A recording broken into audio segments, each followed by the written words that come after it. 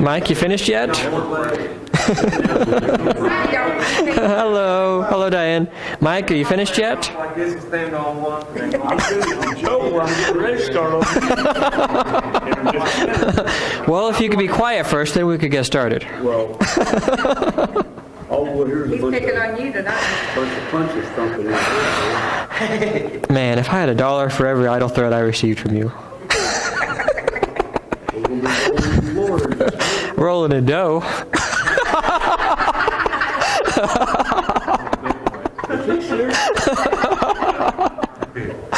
All right, let's have a prayer so we get started. Dear God, thank you for humor and that we can get together tonight. Help me to be accurate in what I say. Help me explain things well. And help me do a good job, Lord. Thank you, God, that you're a loving God. You forgive us of sin and for everything you do for us. Amen. Okay, so this is week 6, topics submitted by the class. I'm going to be honest, I got 5 questions. I filled up a whole presentation with just 2 of them. And you didn't do any of mine. No, I didn't do the history ones because I knew more about the science, so I started there. We'll get to that here in a minute. You know, like I do every week, I like to start off talking about how the world sees us and what they're saying about us. You know, some weeks we'll talk about atheists that want to come to church. They don't believe it, but they like Christianity. Other times I talk about people who set themselves against us. This week it's time for that again. This is an article that was in Slate magazine earlier this year, and they're reporting about a documentary on HBO about creationism. And these are the things they say. Creationism, the documentary reveals, isn't a harmless, compartmentalized fantasy.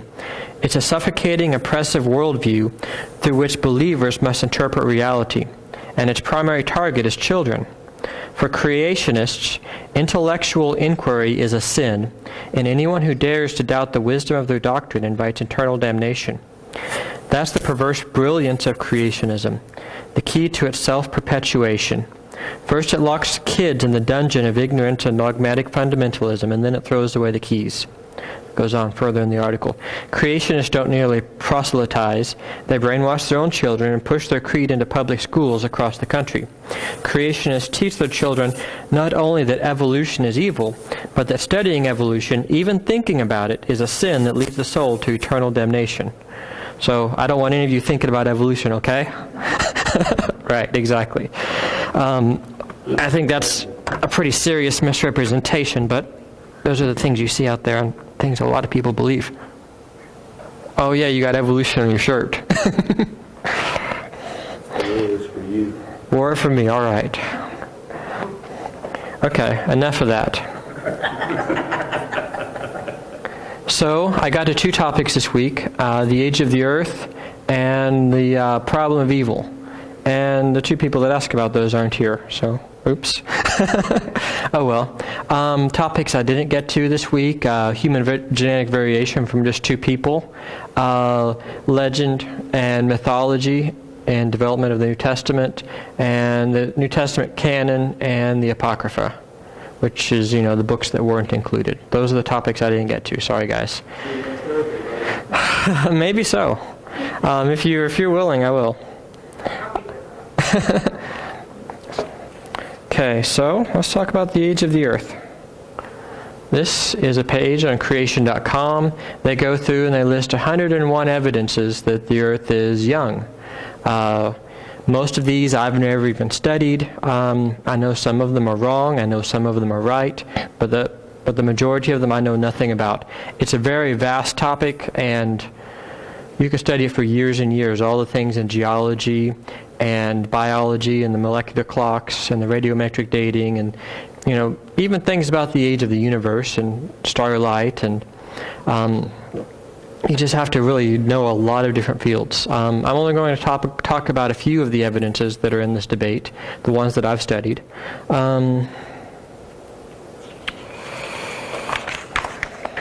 This is a page from Rational Wiki, which is a somewhat popular atheism site, and they list a few dozen evidences that show the earth is more than 6,000 years old.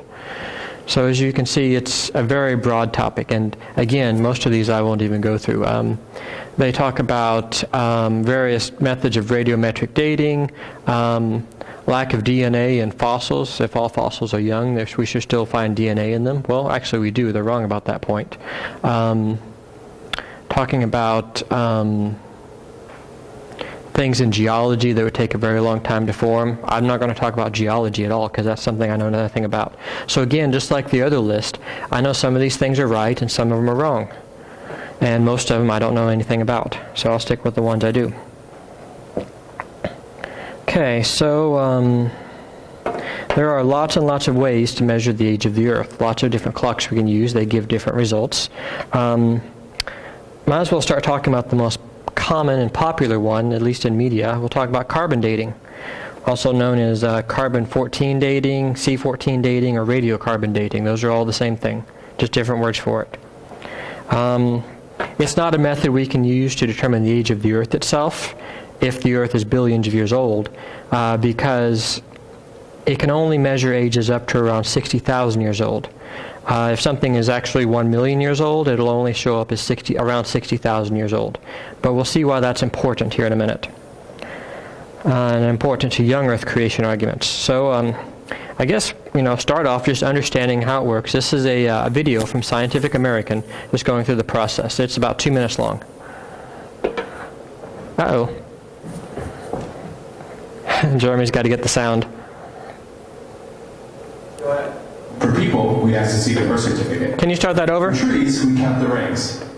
But how do we know how old a fossil is? Fossils have their... How do we know how old something is? For people, we ask to see the birth certificate. For trees, we count the rings. But how do we know how old a fossil is? Fossils have their own internal clock. Scientists can read it by looking at the ratio of two different types of carbon atoms. Of course, every living thing is made of carbon. Plants grab carbon dioxide from the atmosphere and use it to form complex organic molecules. Animals get their carbon by eating these plants. But there's more than one form of carbon. Most carbon atoms have 6 protons and 6 neutrons. We call this carbon-12. High up in the atmosphere, sometimes cosmic rays hit nitrogen atoms. This creates carbon with 6 protons and 8 neutrons. We call this carbon-14. Carbon-12 and carbon-14 behave alike, but carbon-14 has one unique and important attribute. It's unstable. So once an animal dies, the carbon-14 in its body will start to go away. Every 5,730 years on average, about half of the carbon-14 atoms will decay into nitrogen. This is its half-life. After one half-life, the animal will have about half the amount of carbon-14 it started with. After another half-life, it will have about a quarter. And after another half-life, it will have about an eighth. By contrast, the amount of carbon-12 it has in its body will stay the same. By measuring the ratio of carbon-14 to carbon-12, we can measure how many thousands of years have passed since the animal died. Carbon dating works for fossils up to about 60,000 years old. For older fossils, scientists use unstable elements that have much longer half-lives. For Scientific American Cincinnati, I'm Michael Moyer. Okay, that's the basic process of carbon dating. Does anyone have any questions? Did any of that not make sense? Please raise your hand before we go on, because if you have a question, someone else probably does too. There's only certain things, if it's more than 60,000 years, there's only certain... You would use a different technique to figure out how old it is. Okay. Assuming everything's that old. We're going to get to that in a minute.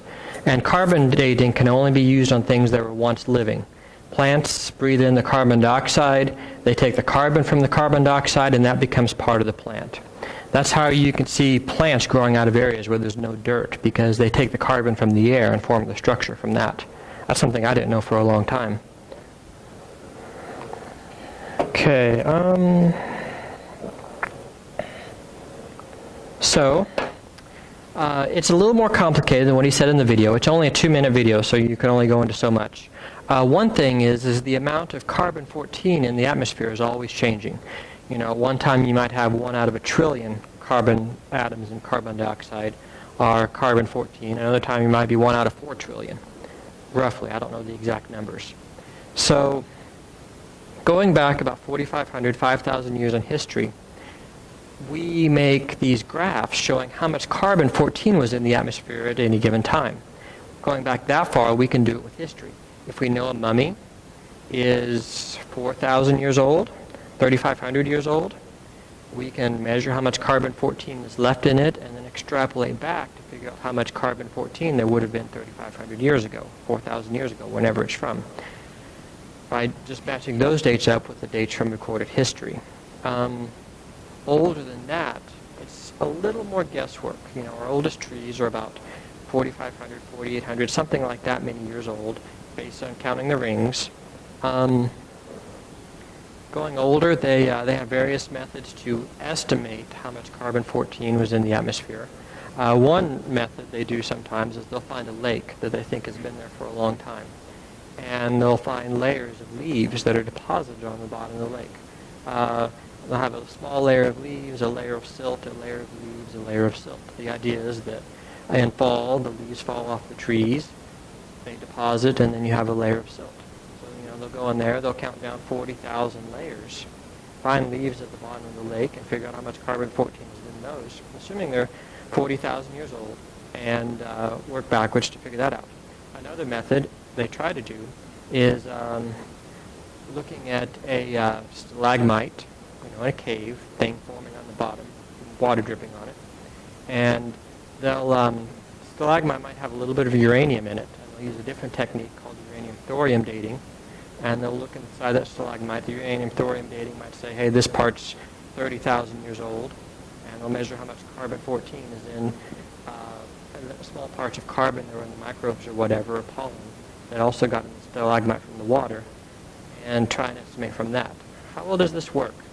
Well, on the screen here, we've got two graphs. The top graph is from the lake. The bottom graph is from the stalagmite. Along the horizontal axis, we've got how old it is, 30,000 years, 35,000, 40,000 years. And the graphs show how much carbon-14 is in the atmosphere at those times. Do those graphs match? No, not at all. They especially don't match once you look at the axis. They don't even have the same axis. On the bottom, it goes from negative 200 to 400, and the top one goes from 0 to 1,000. So, say we dig up something and gives you a carbon-14 age of 20,000 years or 30,000 years. You know it's going to be older than about 4,500 years. You know it's younger than 60,000 years. But, trying to figure out where it is in that range is a lot harder to do and a lot more speculative. Just because the graphs we have are trying to figure out how much carbon-14 is in the atmosphere, they don't line up. We don't really know. What happens if the Earth was created 6,000 years ago with no carbon-14 in the atmosphere? And, the rays from the sun, they hit the nitrogen in the atmosphere, gradually creating more carbon-14. Well, say you have something from almost 6,000 years old. You find it has almost no carbon-14 in it. Well, if you put it on this graph, it's going to be 60,000 years old or 50,000 years old, just because it assumes there is more throughout time. So depending on how you draw this graph of how much carbon-14 was in the atmosphere at given times, you can make it all fit in a 6,000-year timeline, or you can stretch it out to 60,000 years. Does that make sense? Any questions about that? Okay, it gets better. It gets more interesting. We're going to keep going on. Dinosaurs. Dinosaurs are fun. I like dinosaurs. In August of 2012, 2 years ago, I was very excited when I first saw this. A group of creationists, they presented their research at the American Geophysical Union, Asia, Oceania, Geosciences, a big geology conference. They took some dinosaur bones, they cut them open. All the thing in paleontology for the past few years is getting original biomolecules out of the dinosaur bones. Not rocks, not minerals, but the original proteins themselves. Some of the original soft material in the dinosaurs. So some creationists got some dinosaur bones, a bunch of them. They sawed them open and said, hey, let's carbon date these. No one carbon dates dinosaur bones. They're 66 million years old. There shouldn't be carbon in that 14 number, right? Not quite. What did they find? Okay.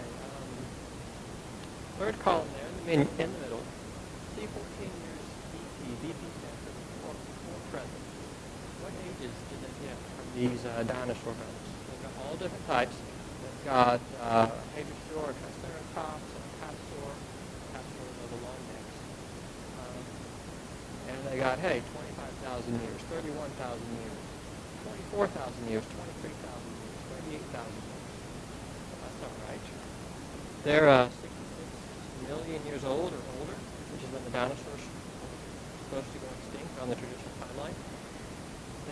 They should all be reading about 60,000 years old, because that's what's in just about all the time. It's a very faint background on the part of the game. This is really interesting. You know, they've got a lot of samples. They're from all over the earth. All over North America. You can see the stage in Texas, Colorado, Arkansas, Montana, Colorado. And when they dated them, they took out the collagen in the bones. At least I think they did collagen in the bones. Collagen is like actually collagen inside. There's some germs about it.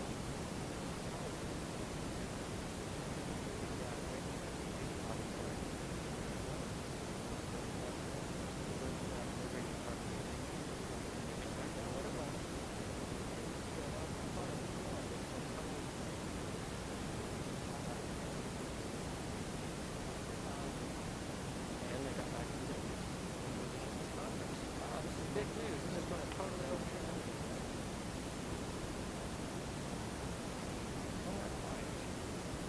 What's interesting is some of these ages are younger than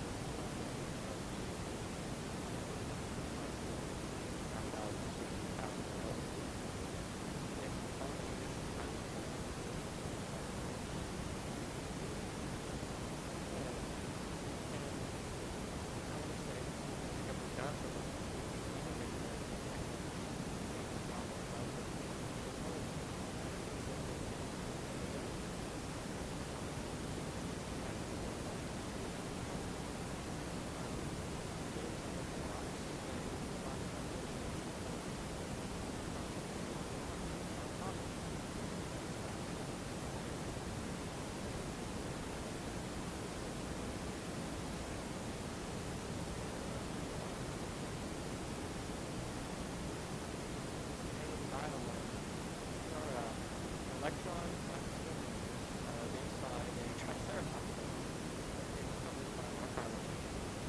He's an electron microscope expert who's actually done Earth creation, published in regular secular science journals. The first three at the top, blood vessels, and blood vessels were collected in the Bible. In the one labeled 66 connected to the blood vessels. Collected there at the bottom. And the other three sections are lots of types of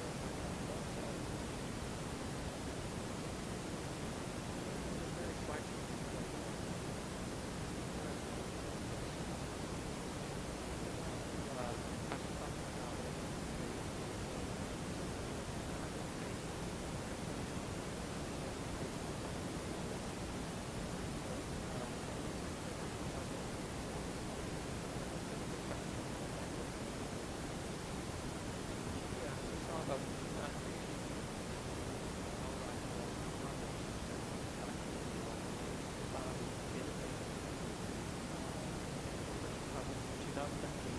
Journal Bone, which is a journal for paleontologists, talking about a T-Rex thigh bone. She saw it open and the material she got from inside of it.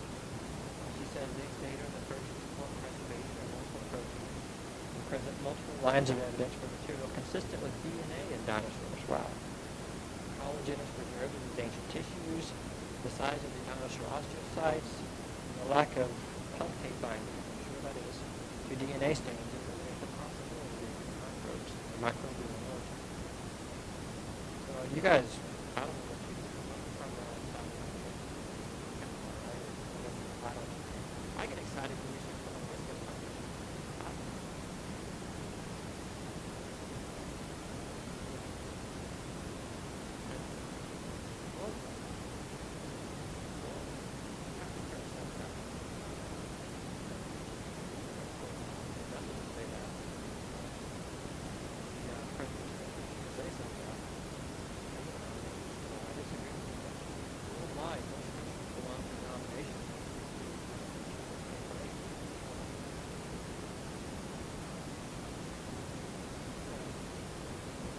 So, it was in the first class. I went through that in the first class. All right, Jeremy's my ally here. What'd you say? What'd you say? What's your card? Okay. I'll get you a lollipop after class. Okay, so how long should these last? Maybe we can build a clock out of these biomolecules, right? How long should they last? Okay, so this is cover paper copy 6 dozen. Got a small font there. Sorry about that. I just held one to the paper.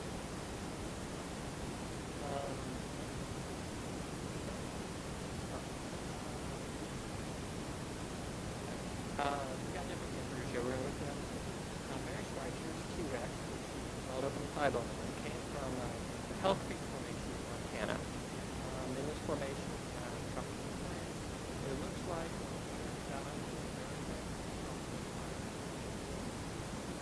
so the second class column, last 2 degrees Celsius, 0 degrees of keep that in mind. 13 degrees Fahrenheit. The hospital, 2 degrees Celsius, that's about 58, 70 degrees Fahrenheit. And over on the left side, we have the same color. Calculate how long these things will last. The last 3 columns is 1,000 years. DNA shouldn't last, even if you freeze DNA, it shouldn't last longer than 25,000 years.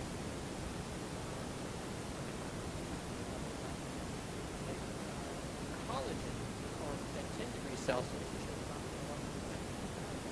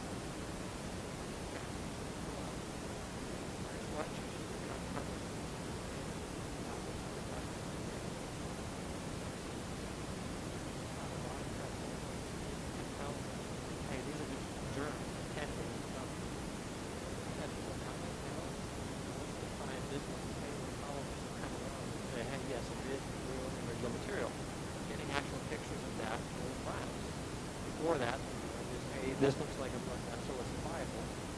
And then you might can build something like that. Very Schweitzer said, this was, I don't know how long it was, one anonymous reviewer of a paper, I submitted a publication in a journal, told me this type of preservation of the biomolecules was not possible, and I could not convince him or otherwise regardless of the data.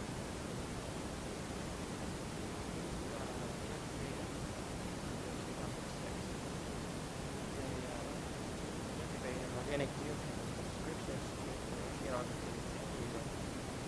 imagine soft tissue surviving these years.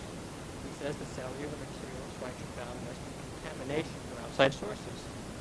Even if the T-Rex had died in a colder, drier climate at Hell Creek, environmental radiation penetrated its body.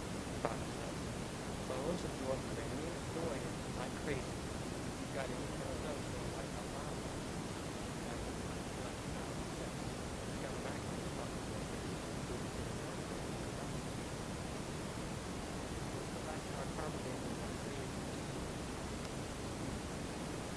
Mary Schweitzer has a hard time getting her research about dialogue. What about the creation? Here's the letter they got after they doing their research at the conference website.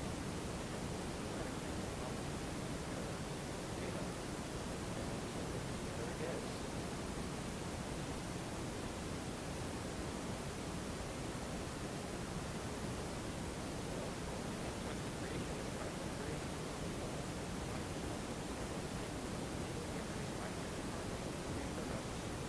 That would at least help us a little bit if it was not and it means that it was not the presentation of the actually, they say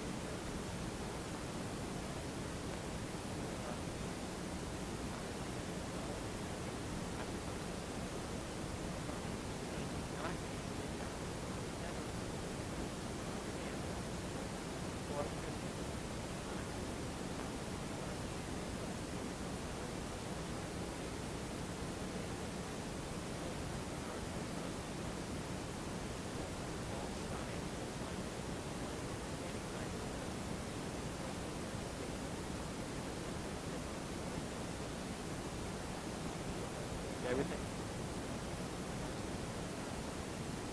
All right.